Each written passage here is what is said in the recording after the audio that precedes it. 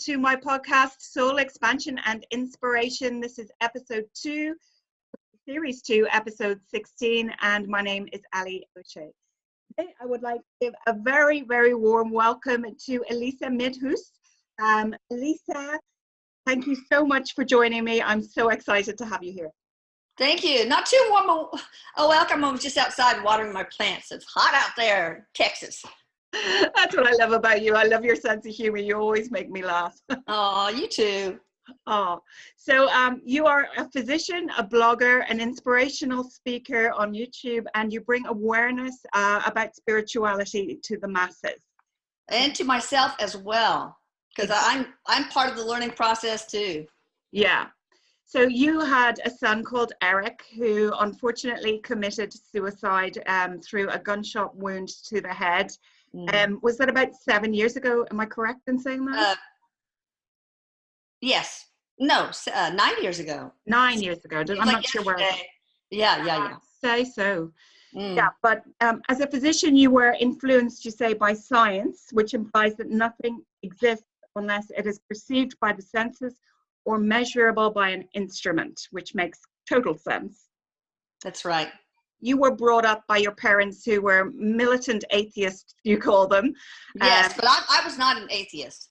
Yeah. I have a little God, do you really exist story when I was 5 years old. But you have a which? A little God story. When I was 5, I was laying in bed after my parents beat us all. And but there was some good that came out of that. Yeah.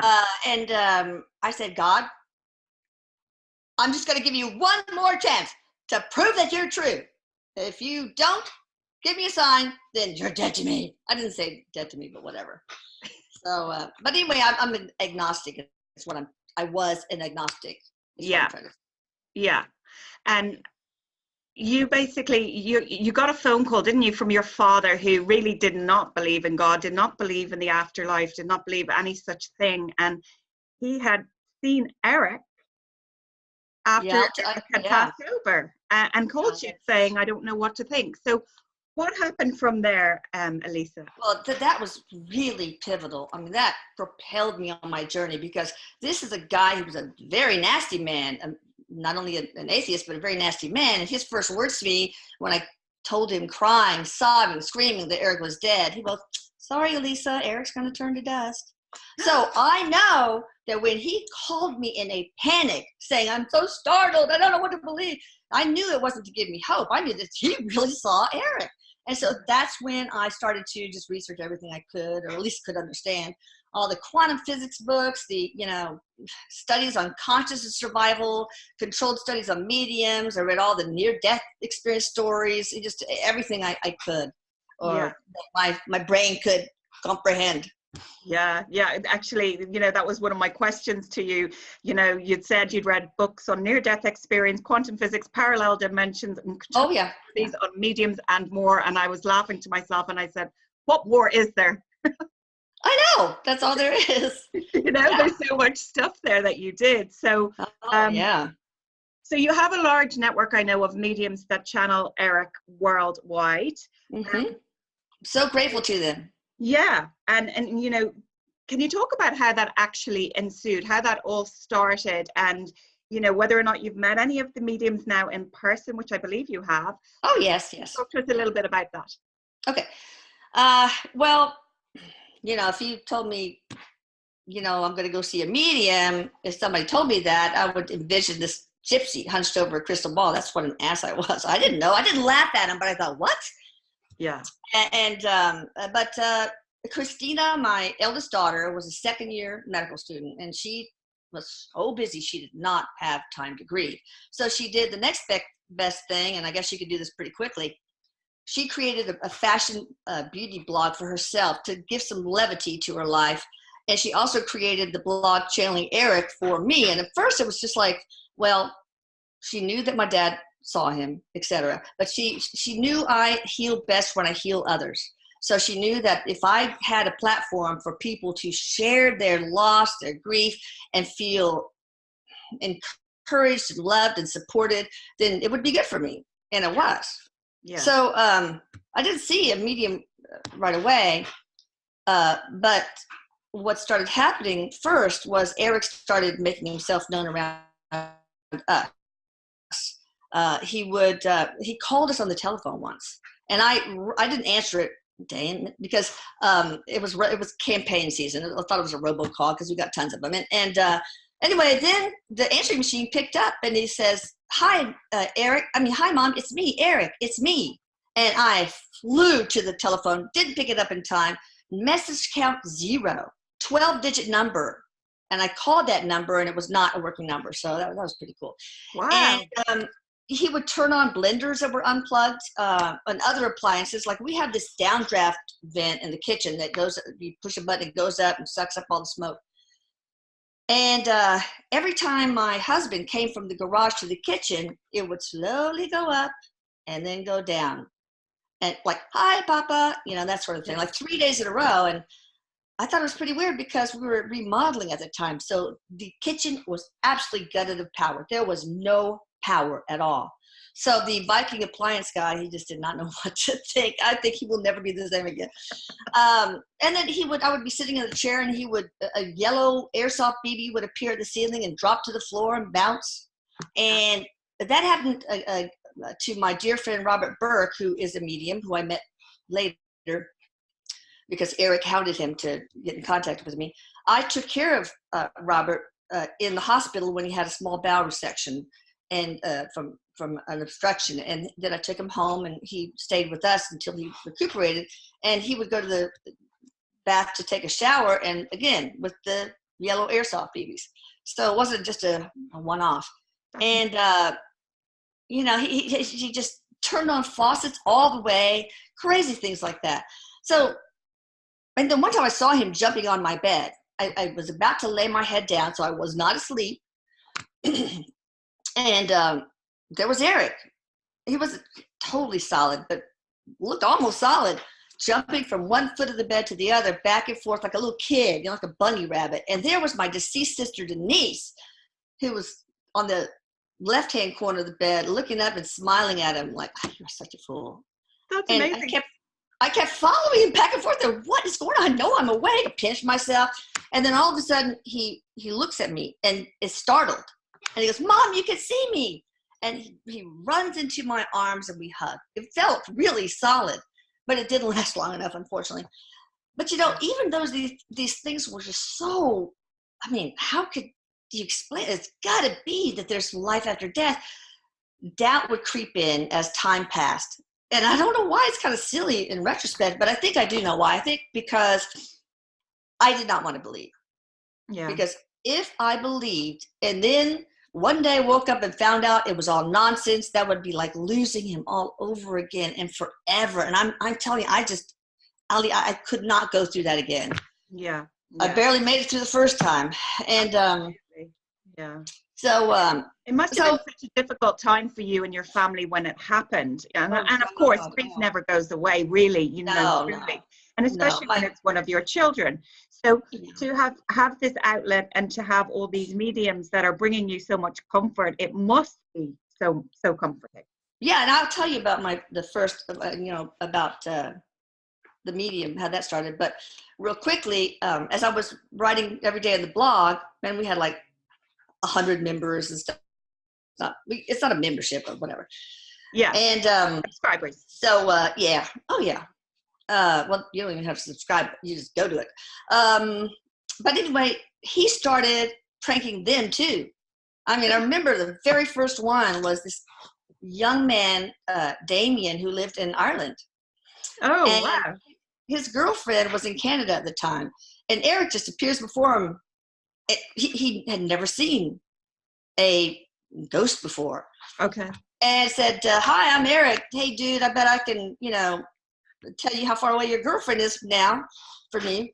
And he told him X many kilometers or whatever. And yeah, I was pretty right. But Damien was really startled. And Erik, dead dude. Let me look that up. And looked up, found channeling Erik, and that was the guy.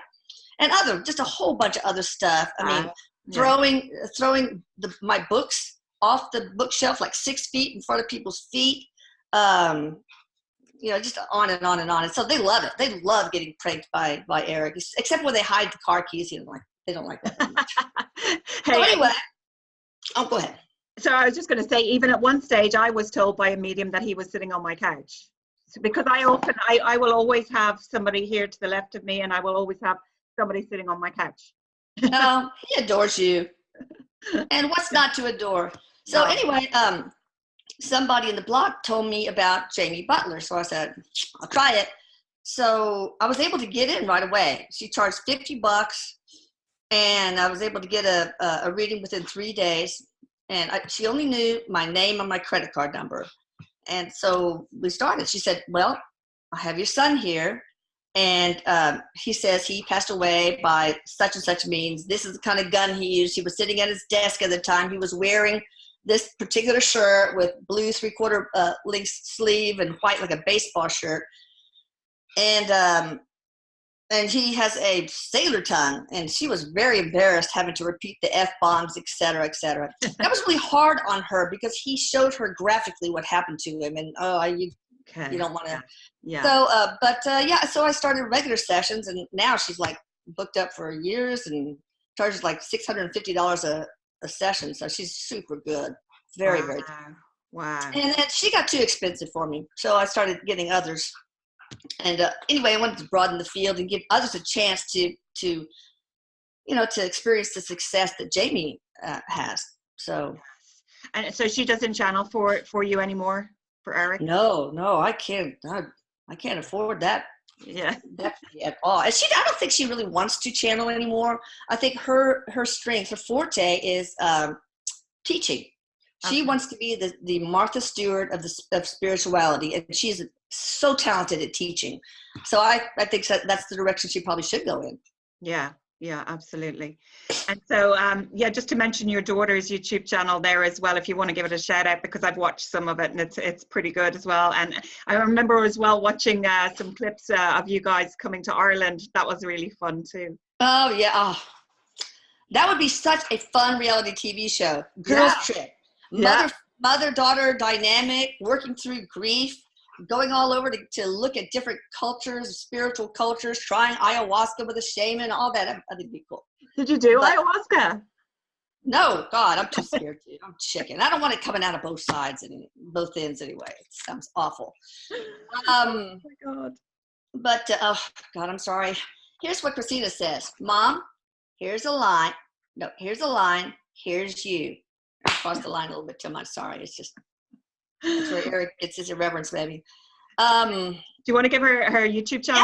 Yeah, ChristinaBrally.com. KristinaBrally. You have to watch My Husband Does My Makeup. That is the funniest thing. It is hilarious. I've seen it, guys. It's funny. It's hilarious. And our Ireland series is, Ireland. I love the Ireland one. I just love that. It's a series of like 6, I can't remember, but the Irish are such awesome people. I think they're like the Texans of Europe because they're so friendly and open, like Texans and a lot of other Southerners. Yeah. So, and we had good weather the whole time. I couldn't believe it. Oh, yeah. It's gorgeous here today, actually. Oh, I'm afraid to go back in case it's going to happen again. You have to come in the summer. That's the thing, Yeah. Yeah. So I think my favorite part of that video was when you guys were having a drink on the plane, taking off. Time to have a little drink now. Oh, yeah. And we put these facial masks on. Yeah. And we were cutting up, and the guy next to us said, they didn't give you knives, did they? like we're crazy women. Absolutely. That's hilarious. Or something like that. I can't remember. So I wanted to ask you that Erik brings through the mediums to you guys and to everybody all over the world, inspirational stories about life after death, about communication with loved ones, about self-love, I've even heard you talking about, and about God, and lots and lots and lots of different topics that he brings through. My question for you is, what would you say the two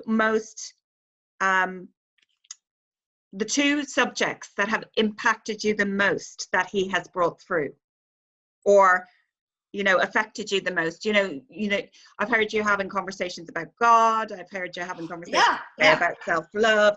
So what is one thing that maybe maybe you didn't know before. You know, I know that you've talked to him about energy coming through the trees and things like that. Oh yeah.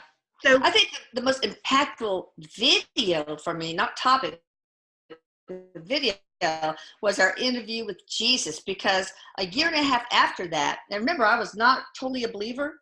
I was like hanging at 94%, and a blog member said, "Hey, there's voices on that thing." I said, "No, it's just Jamie and me." So she gave me the timestamp, and I listened, and I hear Jesus saying yes, and then I hear Erik, and I know my kid's voice.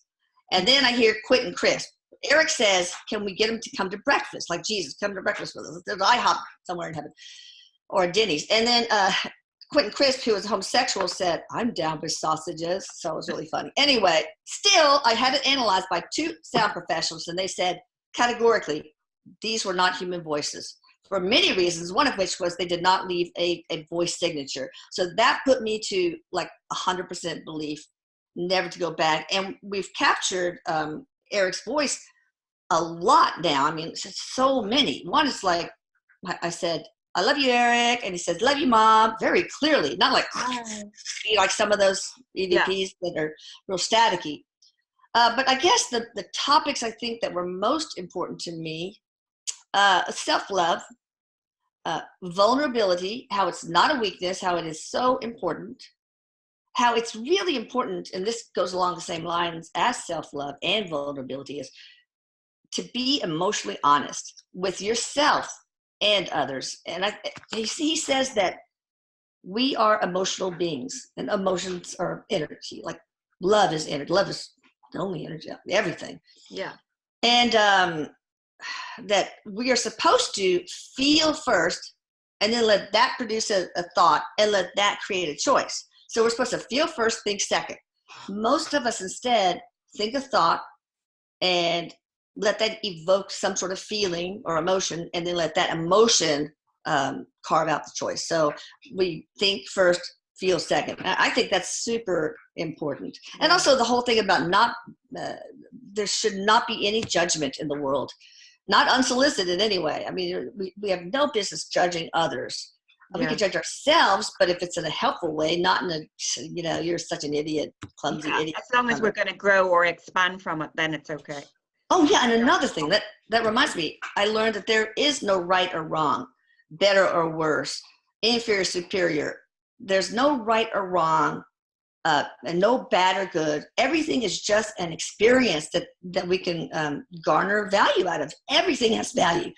Actually, especially the negative. There's no really negative or positive, but like my childhood, we were all, my sisters and I were heavily abused physically and emotionally, but the way I got over that was to seek the value in it. And then I found that value. The value was I learned how to be assertive. I became more compassionate. I learned how to be a good nurturer, probably made me a better mother. Probably would have been a shallow, selfish bore if that had not happened. So I express gratitude for it. Thank you. Thank you for giving me these lessons. And that was the way I was able to surrender and let it go. That's how you get rid of suffering. You find value in it. Instead of just surviving, you become a thriver, not a survivor. I love it. That's absolutely brilliant. Yeah, absolutely. It's okay from Erik, not me. Yeah, but we all go through, either blessings or lessons in life, and we are here to grow and evolve and expand and all of that. So it's really important. And, to be able to not keep yourself in that victim mindset, to understand that you've grown and learned from it, and you've even seen what your lessons were, it's a very beautiful thing. Yes, and I'll have to say, guys, that I took part in your self-love workshop and your law of attraction workshop, and I tell you, it really has extremely tangible results. I really recommend that. First of all, I think self-love, you're not going to have manifestation. You're not going to be able to manifest much of anything except for things you don't want, maybe, if you don't love yourself. That is the foundation. You have to know that you are absolutely perfect and be okay being your authentic self, not sort of modified by the opinions of others, how they want you to be, etc. And if you have that foundation, then gosh, the world is your oyster. I don't like oysters, but whatever. Yeah, thank you. And I have been saying that actually for the last while on my videos, that self-love is like what you just said. It's the foundation, not just for the law of attraction, but for everything in life. Because if we haven't got our own cups filled up, well, we can't do anything for other people. Our energy's off, our vibration is low. We're no good to anybody, not in the same way as if, you know, when we stop and we look after ourselves through journaling, meditating, listening to music, having a bath, going for a massage, whatever it might be for you, then our vibrations are raised and we can take care of everybody. We become like Wonder Woman. Yes, and that we get like the energy, the four roommates, as Erik calls it, all those energies in alignment, the physical, the spiritual, the mental, and the emotional. Is that the four roommates? Yeah, I think so, yeah. All those energies all in line, vibrating at the same frequency, and then magic happens. Yeah, absolutely. But that takes self-love. So you guys have to take that self-love workshop. It should be a requirement for every human being on earth. Oh, thank you, Elisa. And can you imagine what the world would be like? Seriously. I know. And you know what, I have to say thank you to you, because actually quite a few people did come and buy that workshop after you recommended it. So awesome. I still get friend requests from people that heard me on your show. So thank you for that as well. Well, hopefully next Tuesday the same thing will happen. Oh, I know it will. Actually, it already has. It already has. We'll just say it like that. Law of attraction. Yeah, exactly. Actually, one of the people that follows you, her name is Susie Benson. She found me through you, and she's actually on my podcast. Oh, good. Yeah, so there you go. What is she talking about? She's talking about really people that inspired her, and she talks about you and Erik and stuff like that. Yeah. So yeah, amazing connections are made when we collaborate together, when we co-create together. You know, I was just saying this because only the other day I came across this man through my friend Tony Doyle, who I'm hosting a workshop in Vegas with in July. I met this man called Michael, and he's actually helping other people to heal themselves. And so I interviewed him for my podcast, and while he was on my podcast, he said, oh, I've got an event this Saturday but this won't be aired by then. And then I had a light bulb moment, you know, about collaborations and things like that. And I said, look, if you've got Zoom Live, I'll take you on my page and we'll put it out there. And that's what we did. And it's all about, you know, getting the message out, getting the, you know, helping other people, serving people. Yes. And everything for the greater good. Everything for the greater good. When we serve humanity, and that's kind of been my thing, I think, through many lifetimes, is being a humanitarian. I get a lot of joy.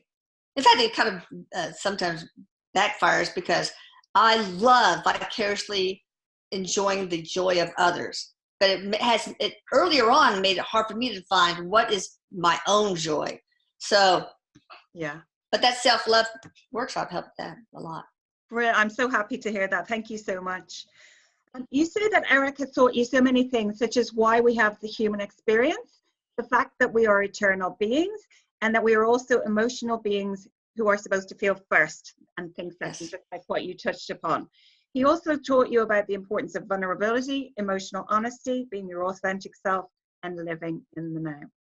So you've already touched on them, but do you want to elaborate a little bit more about that?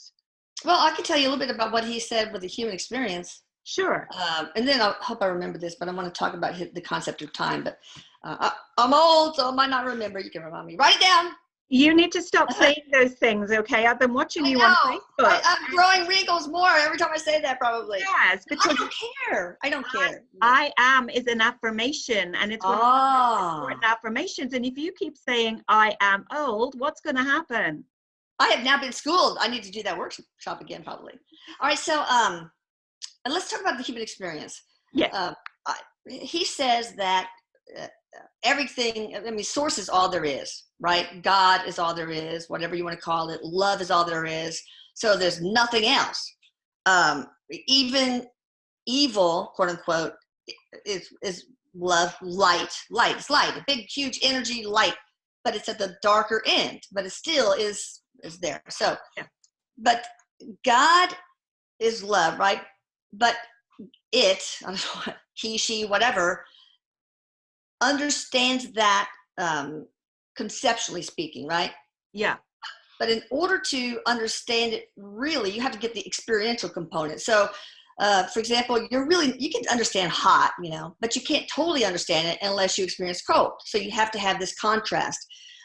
So God put out these tendrils of souls to have the human experience, to experience the polar opposite of all different facets of love. Like if you want to understand the facet of love called forgiveness, maybe you have to have a life that you agree with another soul to be betrayed. That's one example. And so Erik says we are here to remember that we are love, and also to remember how to love. But so he has this brownie analogy. He's really good at analogies, and it really helps me. It's like you can open a recipe and look at a picture of a brownie, read the recipe, you kind of understand what a brownie is, right? Yeah. But you have to come to mix the batter, get it all over your hair or whatever, like me. And then you put it in the pan, stick it in the oven, burn your fingers maybe, right? Human experience isn't always easy. And then you cook it, let it cool down, ice it, take a bite, and that's when you really know what a brownie is. It's like when you learn organic chemistry, you have to take the class, but also the lab too. So this is the lab for organic chemistry. I love it. I love it. And what did you want to tell us about time? Well, first of all, one more thing about something you're going to remind me again about the human experience is sometimes we just get so caught up in it, but we have to remember sometimes when we're at our lowest to pick ourselves up, hover over this chessboard. I mean, instead of understand that we're not the pawns being pushed around by the free will of others or our own or circumstances. We are really the chess player moving those pawns and putting our own around.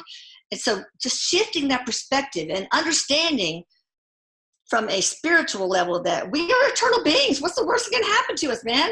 Okay, so we're broke. I mean, we will find a way, and and we'll get over it. So, but time, this was always a little confusing to me and a lot of other people. There is really no linear time. So when you're out in outer space, there's the sun. It's always the same, it's always there. When you're here, you have this sunset and sunrise. It indicates a linear aspect to time. And linear time doesn't exist. It's just a human construct that we need to have an effective human experience. I mean, we have to have consequences. I mean, we have to have choice and consequences before and after, things like that. And we are born and we die. So we have this linear thing. We have linear days, breakfast, work, blah, blah, blah. So, we have to have it. But everything is really happening right now. All your past, present, and future lives. Like he describes it as, in two ways. One is that each life is like a book stacked on each other. Our consciousness just happens to be focused on that one life, but the other still exists at the same time. Yeah. And he also uses a wagon wheel analogy. So you got this big wagon wheel, and at the hub is your higher self. And all these spokes are all the lives that are happening all at once. Now the wheel starts to roll in the mud. It leaves a track, and that's the linear timeline. Yeah. So. Yeah. Oh, I love it. And of course, humans made up the concept of time, and we did it. So, like what you said, so we have a before and an after, and set things together. Cause and effect. Yeah. But again, all we do have is now, and it's so important to live in the now as well as we teach, for mindset, for your physical health, for enjoying the journey of this fantastic life, isn't it? So it's a really important thing. Well, that's always been really difficult for me, though. I have to confess, living in the now, I'm kind of always a little bit out of my body. It's really hard for me to be in the now, and that takes practice. It really does take breathing exercises. When you concentrate on your breathing, you are definitely in the now at that moment. So, but when you're not in the now, you're apprehensive about the future, or you can be excited about it, or you're disappointed by the past. I mean, it's not really a good place to be. Exactly. And I love that there's pictures on the internet where it's they've got a rear view mirror in a car, and they're saying, don't look that way, you're not going back. You know, That's right. That's right. you're not going backwards. So No. I know you have your own radio show, which we've already talked about, I think a little bit, but not much, but which I was honored to be a guest on, and we'll be on again on the 6th of June, I think it is. Yes, yes. Do you want to tell the listeners where they can tune into that radio station? Well, if they go to my blog, channelingeric.com, and Erik is spelled with a K, then on the right-hand sidebar, you can click on the little button that says the radio. There's a call-in number, and I just don't have it memorized, but and a website and all that. And we talk about something for like 30 minutes, and Allie will talk about how to make money. It's gonna be fun. And then Erik answers calls from listeners, and some of them are so impactful and so, wow, so profound and poignant. I mean, there's some advice he's given. He's actually saved lives, and he helped somebody get pregnant. That doesn't sound right, but just a bunch of that have been trying and miscarriage. So there's all sorts of beautiful stories from these courageous but anonymous callers that we all learn from the questions they ask and the answers they receive. That's beautiful. That's beautiful. So I think you have sent me that information, and I can get Paul to take that information for the radio show and put it on the YouTube video. Yes. Okay. So I know that you're also putting together a TV show. We're trying to, aren't you? We try. Oh boy, it's difficult. It's really a crapshoot, so to speak. It's the working title is Paranormal Intervention, and my aim is, you don't make money from this. Okay, that's not ever been my aim, but to bring spirituality to the masses, to the mainstream, and the paranormal. Okay, so basically, it's like we get a family that is dysfunctional in some way. Maybe they have one wayward teen. Maybe they have somebody with a terrible disease, or one with a phobia. It could be anything: financial, legal, medical, emotional, mental problems. And one of the mediums, and we're going to have like 4 rotating, will channel Erik to help design a team of healers or other spiritual intervention. Thank you. But anyway, so then the team does their magic, works with the family, and then in the next segment, we interview the family and the team to see if any tweaking needs to be done. We talk to Erik. We need to add this, that, the other thing, and then they do that. And then we have the final, which they summarize, everybody summarizes their experience, but also there's going to be some paranormal activity as well. Because first of all, Erik's going to do something to the set crew, to the family. He's going to appear before them. He'll do something crazy, but also we're going to take dowsing rods and check for portals in the home, and clean, or in the backyard, front yard. And we're going to have them learn to use dowsing rods and pendulums to talk to Erik or their deceased loved ones or their spirit guides. We're going to have them film orbs and have Erik do things like turn pink or sit in my hand or different things like that, or use the e-board, which is kind of like a Ouija board, to ask Erik questions and just things like that. That's just some of the examples. But one of the healers, Tammy DeMursa, apparently can shape shift. So she could turn, her face looks like a young 13-year-old girl, or it can turn into like a very attractive 90-year-old woman. So, or things like that. That's going to be kind of cool. Oh, wow. So how far along are you in the procedure of getting it going? Well, we've got the treatment. We've got a producer that's, pitching it to people. But again, the percentage, Erik says we got a 45% chance. So it's not over 50% chance. But if we don't do that, we'll just find another way to, it just might be a slower road to get this out to the mainstream. Yeah. Oh, that sounds amazing. It would be brilliant. I'd love to see that. But everybody use law of attraction that Allie O'Shea has taught us. 17 seconds of thinking, yes, it's already happening. Smell, feel the senses. Use all your senses to experience a moment and all that. So yeah, you can put it out there. You can write about it. You can ask the universe. Right. So writing in red pen is the best. Don't ask why. It just is. It's more powerful. Oh, yeah, that's right. Okay, Oh. so write it down to the universe. Dear universe, thank you so much for sending us this amazing producer who has agreed to take on our show. Everybody do it, please, right now. So yeah, I mean, we can't manifest for anybody else, but we can as a collective put that intention out there that Oh it's yeah, going to be possible. exactly. Well, it's not for me. It is for all of everybody else, because how wonderful it would be to be in a world where everybody understands and appreciates spirituality and understands that there are so many ways to heal beside just Western medicine, for example. Oh yeah, absolutely, absolutely, without a shadow of a doubt. So, are you going to write a book one of these days as well? Oh no, I've wrote 3 parenting books and 2 books since Erik died. One is My Son and the Afterlife, Conversations from the Other Side. And that kind of outlines my journey from skeptic to believer. And Erik talks a lot about things like God and love and all that stuff, the human experience. And then the other is Erik's book that I just channeled Oh wow! for Jamie. And it's called My Life After Death, A Memoir from Heaven.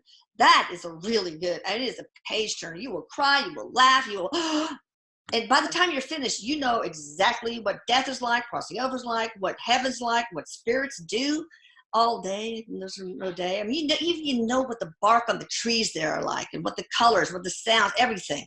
So it's really, if you look on, you know what? That's so funny that you say that, because this morning I did a live, and somebody actually told me that they had a near-death experience and that they were really scared. And I did tell them not to be scared. There was no need to be. And, you know, they obviously hadn't completed their life's purpose. Otherwise, they wouldn't be here still. Yeah. But I could have referred her on to that book. It's really, it helped to heal me so much. And a lot of people say it has helped to heal them. They don't have fear of death and all that. So it's called My Life After Death, A Memoir from Heaven. And I see the Amazon reviews. This one person said, this is not only the best book I've read in this genre, it is the best book I've read. I'm not bragging, because I just typed it. I just transcribed. So. Oh, that's amazing. Well, that's absolutely fascinating. And especially that I had somebody say that to me on my live this morning as well. There are no coincidences in this life. There Here we go. Synchronicities. So, but listen, it's been an absolute pleasure having you on here. And likewise. I'm so happy to have you here. You are my final guest for series 2 of my podcast. So thank you so, so much for your time. I know you're a very busy lady, and I really appreciate it. Oh, thank you. I know you are too. And I can't wait to talk to you on the show Tuesday.